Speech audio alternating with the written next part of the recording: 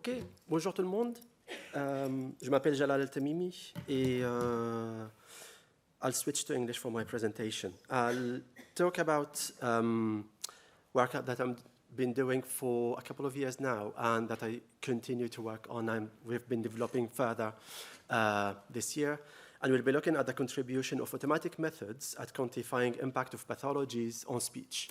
I'll start by talking about this work is in collaboration with two team members, one at Newcastle University in the UK and the other person is in Barcelona. We've been interested in looking at how particular types of analysis that we use can help us to support diagnosis and monitoring of particular diseases. We'll evaluate the impact of language disorders on speech, looking at speech as a biomarker supporting diagnosis and monitoring. But to bring in the linguistic element to that is to think about the type of corpora that we use, the type of speech outputs that we use, and how this might impact on our results. And we'll be using full automated methods for data analysis and machine learning. So most of you know about how speech is. Speech can be considered as a biomarker. It carries a lot of detail on how we speak. Example, the speed of speech, pronunciation, filled pauses. We have errors, disfluencies, etc., etc. And all of this is important from a listener point of view. So we know that the listener's representation, mental representation, is rich. It carries a lot of detail in terms of fine phonetic detail, identity of the participant. They are able to recognize participants depending on their co-articulatory patterns. If there are heavy co-articulators or less co-articulators, we are able, as a listeners, to identify these participants. So it's likely that these particular speech outputs are important as well for data, for automatic methods, to use them as diagnosis tool. However, what I've said is in ideal words. Of course, we know that speech is so variable. So depending on myself, if I'm speaking now and I'm speaking in half an hour or later on, you'll hear that there's a lot of variation in my own voice. And it's highly variable. There's within speaker variation is high. Sociolinguistic factors are impacting heavily on our choices, in our words that we use, in our way we pronunciate words. And type of context will impact heavily on that. Aging processes will impact it heavily as well on our physiological voices, but also on emotional changes, etc. Which means that no machine is able to recognize with 100% accuracy a particular speaker. Which means that we're expecting as well that there'll be variation, and this will be a barrier for any clinical work, any type of work that we do on a longitudinal way, where we're trying to say, well, speaker A speaks like this, and in 2 months' time, they'll be speaking exactly the same or slightly differently. So the machine will sometimes commit errors in recognizing the particular patterns. But the machine is also clever, which means that some of these automatic methods will be useful and will be able to pick up on specific types of words or pronunciations for that participant. I'll pick up on a small change that we were interested in from a linguistic point of view on the impact of type of speech.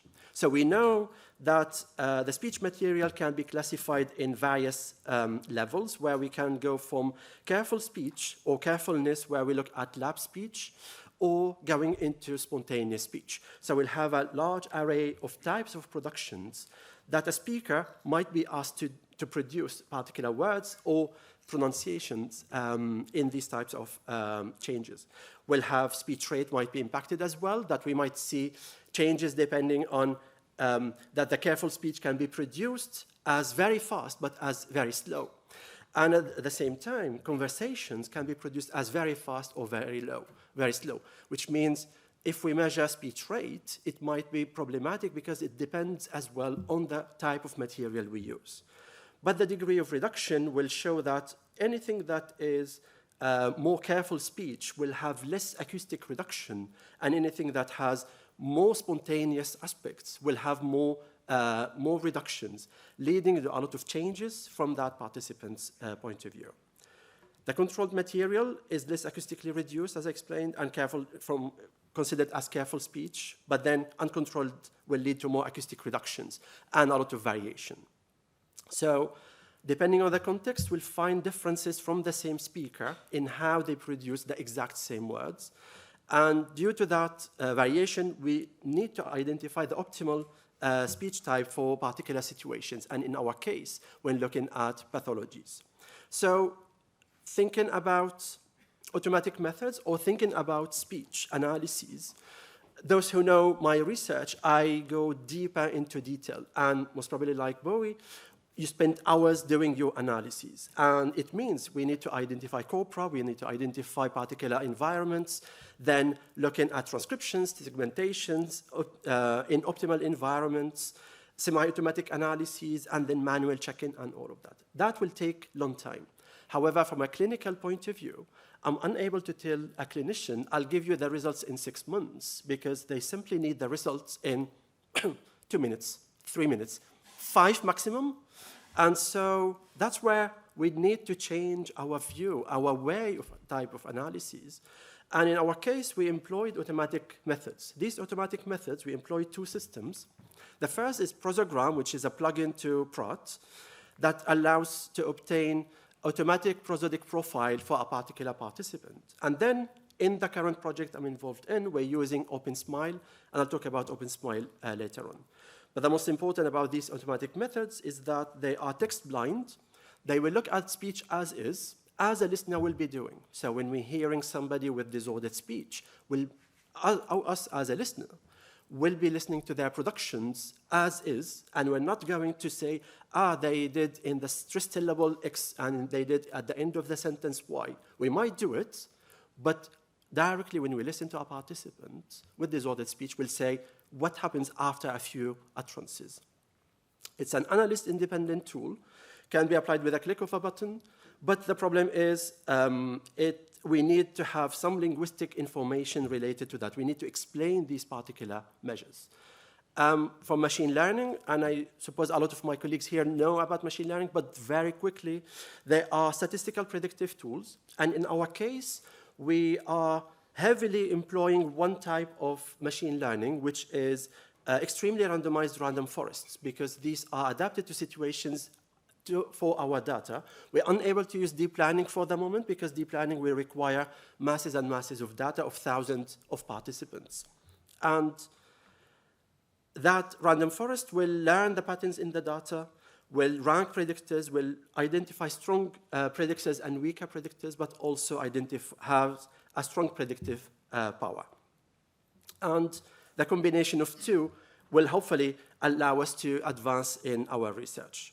So I'll talk about 2 brief studies very quickly. I'm not going to spend a long time on these, so you'll see me skipping some of the parts and I come back to them. But the first one, where we're interested in automatic prosodic profiling in schizophrenia. I'll talk about what schizophrenia is and why it's important to look at, and then moving to something unrelated from pathology's point of view, but we find that there are similarities in impact on mental representations and semantic information that the participants are using. We're looking at automatic speech processing in Alzheimer's disease and in pre-AD. So the first study, schizophrenia is a chronic and severe mental disorder, impacts language heavily, and we know that there is an abnormal prosody and lexical anomalies, etc. But it impacts on that abnormal prosody is usually associated with flat affect. And we know that from a prosody point of view, the type of changes we observe are related to an increase in pausing, in overall speech production, and an output. We'll find that there are minimal differences in pitch contours. But from a second meta-analysis, data showed that mainly the outputs from these participants are impacted heavily by the type of productions that they are doing, in proportion of spoken time, in speech rate, and duration of pauses, but a little bit of pitch variability. But there were a lot of differences and heterogeneity in the results that they reported. And simply because majority of the results were over-relying on manual methods, no agreed types of analysis, no agreed types of corpora to use, and there were differences between the outputs produced from these participants. For our study, we had 24 participants, and we collected two types of data: the psychological data that were obtained from the clinicians to allow to differentiate the groups and saying how they are situated, the schizophrenia, compared to the controls. But then speech tasks, we collected three types of speech: the fully controlled, which was a read speech, then partially constrained, which was a picture description, and then an unconstrained text, which was free spontaneous speech, where the participant had to imagine a scene and reconstructing a scene to describe that particular scene. And using prosogram, fully automatic segmentation with no analyst control, and then from a prosodic profile as well, full automatic prosodic profile. I'll present very rapidly the results from classification point of view. So across the three rates of types of speech, grandfather is read speech, picture description, spontaneous, and then we combine the three tasks together, and only the CT and SC in the two tasks. So from acoustics point of view, we show that there is a clear difference between the three outputs, in that the read speech was not useful for our discrimination, in that participants were in general, the schizophrenia group were in general as accurate as possible in their production from read speech. The more they went to spontaneous interactions, that's where things started to emerge from difficulties. When combining the two spontaneous outputs, the results emerge as highly important. Of course, when we combined with that the psychological measures, because these were used already by clinicians, it allowed us to reach the 100% accuracy in our classifications, which means the combination of the two can be useful, that the acoustics on their own were already important and showed clear discrimination and separation of these particular groups. I'll move to the Alzheimer, and I'll talk very briefly about what Alzheimer's disease is. It's a form of dementia. It's progressive neurodegenerative disease, affects memory, cognition, and motor skills. And the development is gradual, and cognitive changes can be detected years and even decades before. And we know from previous research that if we look at asking the subjects' responses and their spouses about their type of memory losses, what we find is when we have AD, there is severity in responses are emerging already, especially from the spouse's point of view, but the patient themselves are unable to detect that they have memory losses. But there are different types of AD. Of course, we know AD as being mild, moderate, or severe, can vary in levels. But then we have two additional levels of AD or pre-AD. The first is MCI, mild cognitive impairment, that generally leads to AD. But also we have subjective cognitive decline that is reported by older populations without having been diagnosed with any pre-AD disorders. And from language point of view, there is decline in multiple levels, either from semantics, pragmatics, or syntactic levels, complexity in utterances, etc. But from speech, it's usually longer and more frequent hesitations, lower speech and articulation rate, longer pauses, and impacting on frequency, perturbation measures, and spectral capsular domain. So in our case, in the study, we had 119 Catalan Spanish participants divided in multiple groups, and we collected neuropsychological measures, but also speech tasks. Again, we went for the constrained, unconstrained, and partially constrained. And the analyses, the syntactic measures were done by my collaborator in Barcelona, and the speech analyses were combined between me and also the team in Barcelona. And we used two approaches: prosogram, where we obtained up to 38 acoustic measures, but then we found that it wasn't providing us enough predictive power from prosogram. So that's where we went for large-scale data sets, where we analyses, and we used OpenSmile, which is a plugin that allows you to obtain acoustic measures of up to 6,000 acoustic measures for a particular passage. And looking at, first of all, multinomial regressions, I'll show you here the results from the 4 different groups that we had. And across all of the acoustic metrics, so in red are all F0 measures, in blue are all temporal measures, without specifically what they mean, and then in gray are the demographics.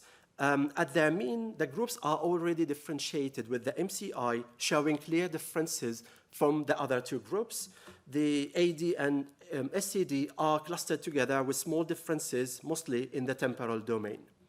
But then when we moved into looking at effect of the predictors themselves, so that's when we look at 1 unit increase in predictions, don't look at the gray curves here. They are simply the confidence intervals showing a lot of variation between participants.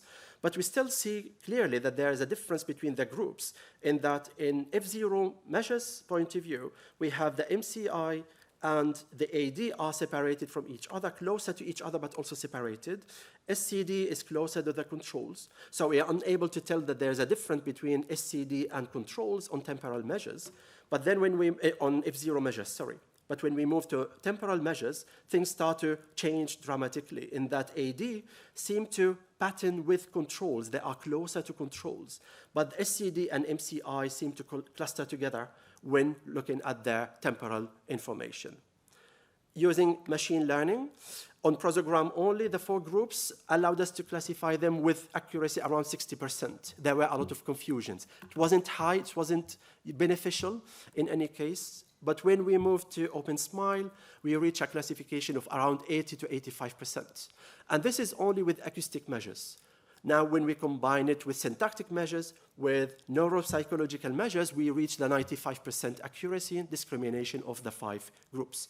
And here, the comparisons between individual comparisons are also showing clear differences. And I'll stop here. This is my last slide. So automated methods are useful, but the problem, some of them are uninterpretable. So the OpenSmile with 6,000 different acoustic measures is non-linguistically interpretable. Simply we're saying the machine told me that, but we cannot explain it from a linguistic point of view. Prosogram is more linguistically interpretable, but to a lower level. And we're hoping to increase the use of additional acoustic measures, automatic acoustic measures, and interpret these from a linguistic point of view. And I'm sorry, I'm over the time. Thank you very much.